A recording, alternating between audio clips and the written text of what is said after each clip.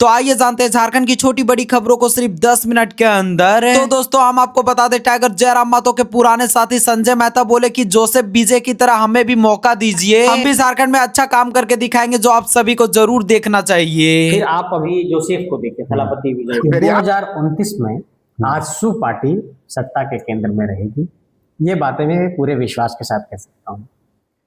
तीसरी बात, झारखंड के अंदर आजसू 2029 के इलेक्शन में पहली पंक्ति में ओपनिंग के साथ बल्लेबाजी करते हुए आपको दिखेगा, ये बात मैं कहना चाहता हूँ।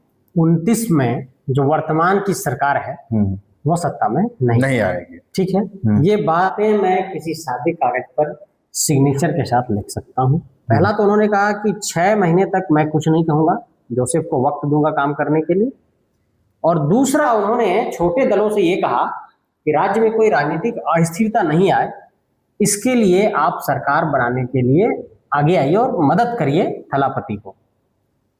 तो एक संदेश देने की कोशिश थी कि एन केन प्रकरण हम सत्ता तक नहीं पहुंचना चाहते हैं और हम कोई तोड़ मोड़ नहीं करना। इसका मतलब कि कंप्लीट।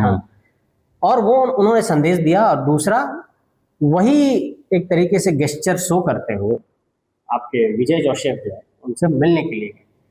तो लोकतंत्र में ये जब सहयोगात्मक भावना होता है, कोऑर्डिनेशन, एक समन्वय बनता है, तो निश्चित तौर पर लोकतंत्र इससे और समृद्ध होता है। और मैं अपेक्षा रखता हूँ, उम्मीद करता हूँ कि देश के अन्य कोनों से भी ऐसी और तस्वीरें निकल करके सामने आए ताकि लोकतांत्रिक आस्था और बढ़े हम लोगों की। चलिए आप देखिए, हमारा कहना यह है कि साउथ का एक पैटर्न है कि अगर रीजनल किसी लीडर को हम सत्ता से हटा रहे हैं तो रीजनल को वो स्थापित करते हैं। जो उनकी क्षेत्रीय अस्मिता है वो सर्वोपरि होती है। और मतलब वो अपनी स्थानीय स्वाभिमान को लेकर के, अपने राज्य की अस्मिता को लेकर के बहुत गंभीर होते हैं और सचेत होते हैं। तो देश के अन्य राज्यों को भी ये बात सीखना चाहिए। ठीक है, हम राष्ट्र में रहते हैं और राष्ट्रवाद की भावना तो रहेगी अंदर, लेकिन चूंकि इस देश में बहुत डाइवर्सिटी है, बहुत विभिन्नता है और हर राज्यों की अपनी एक मौलिक विशेषताएं हैं। सो मुझे लगता है कि किसी भी स्टेट को बचाने के लिए, किसी भी स्टेट को अगर आपको बचाना है, उसको समृद्ध करना है, तो उसके रीजनल लीडर का रहना बहुत ज़रूरी है। रीजनल लीडर को बचाया जाना बहुत ज़रूरी है। तो मैं एक बात यही समझता हूँ कि आप जो अभी कह रहे थे, मतलब आप रिलीजन का जिक्र कर रहे थे, धर्म का, इसका मसला सीधे तौर पर तार्किकता पर आता है। लोग अपने अपने विवेक से सोचते हैं हर इलाके में। तो सम्मान सबका करना चाहिए जो जनादेश देती है जनता। बंगाल की जनता का भी सम्मान है, तमिलनाडु की भी जनता का सम्मान है, जनता ने ही जनादेश दिया है।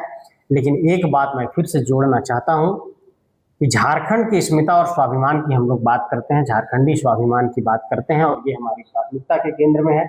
और झारखंडी स्वाभिमान और अस्मिता के मसले पर कभी भी हम लोग किसी से कोई समझौता नहीं करेंगे।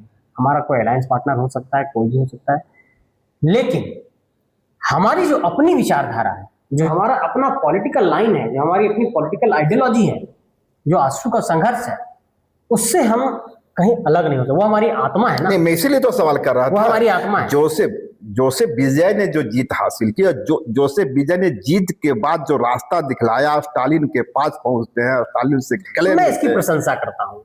देखिए, तो लोकतंत्र में ये बचा रहा है। लोकतंत्र की वो तस्वीर खूबसूरत है, या वो तस्वीर खूबसूरत है जिसका आप पार्टनर हैं, जिसका आप हिस्सा हैं। देखिए, कौन क्या व्यवहार कर रहा है इस पर हम और आप विश्लेषण कर सकते हैं, बातचीत कर सकते हैं। मैं सिर्फ इस बात की प्रशंसा कर रहा हूं और इस बात पर अपनी चिंता भी जाहिर कर रहा हूं कि भारतीय लोकतंत्र की अपनी एक, कह सकते हैं कि एक सुचिता रही है, इसका अपना एक व्यवहार रहा है।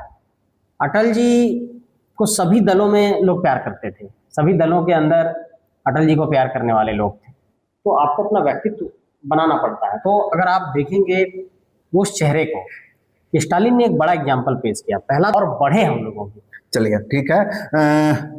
कल पीएम मोदी ने एक बड़ी घोषणा की। जब तक 5 राज्यों का चुनाव था, तब तक हमारे देश की जो इकोनॉमी थी, पूरी दुनिया की चौथी बड़ी इकोनॉमी थी। इतनी बड़ी इकोनॉमी थी कि हम विश्व गुरु बनने के कगार पर थे।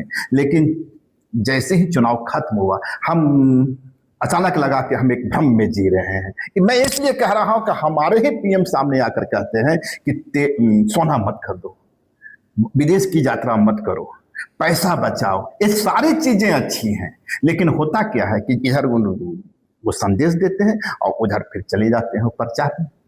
इसे क्या कहेंगे? देखिए, अब ये तो बहुत बड़े स्तर की बात है।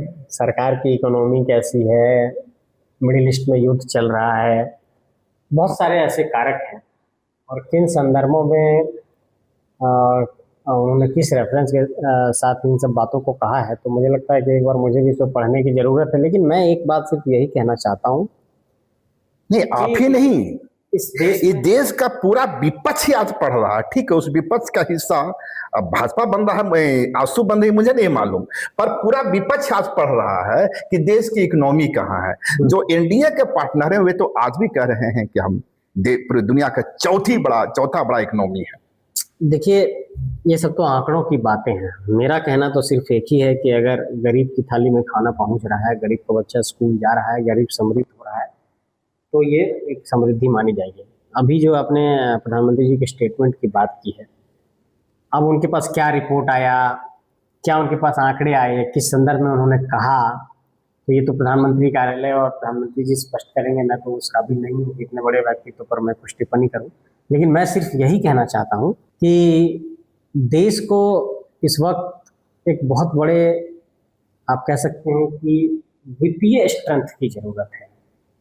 आप गौर करते होंगे, झारखंड के संदर्भ में भी, झारखंड ने अपना पैसा जो सेंट्रल से मांगा था रॉयल्टी का, और मैं देख रहा था कि झारखंड में लगभग शायद 15-17 हज़ार रुपये प्रति व्यक्ति पर एक कर्ज का एक आंकलन है। और देश के अंदर भी जो हालात हैं, वो मुझे लगता है कि इस पर और भी समृद्धि के साथ काम करने की ज़रूरत है। तो अंत में सिर्फ एक ही बात कहना चाहूँगा कि प्रधानमंत्री जी ने जो बातें कही हैं, वो किस संदर्भ में कही है। और आप कह रहे थे कुछ क्या सोना खरीदें, बता रहे, तो अब सोना क्यों नहीं खरीदना है, पेट्रोल डीजल भी कम इस्तेमाल करना है।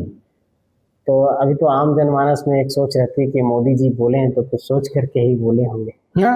धारणा तो यही है कि मोदी जी जब भी बोलते हैं तो कुछ सोच कर ही बोलते हैं। खैर, चलते चलते एक सवाल, लास्ट सवाल, बहुत संक्षिप्त जवाब चाहूंगा। 2029 राजनीति में न किसी का अंत, पतन नहीं होता है। जिसे भी आप पतन समझते हैं, जिसको भी मानते हैं कि अब साल में चला गया, वो एक दिन उठ खड़ा होता है। इससे सच्चाई को हम स्वीकार करते हैं। लेकिन क्या 2029 में झारखंड की पॉलिटिक्स में कोई नया ओरिएंटेशन बनेगा?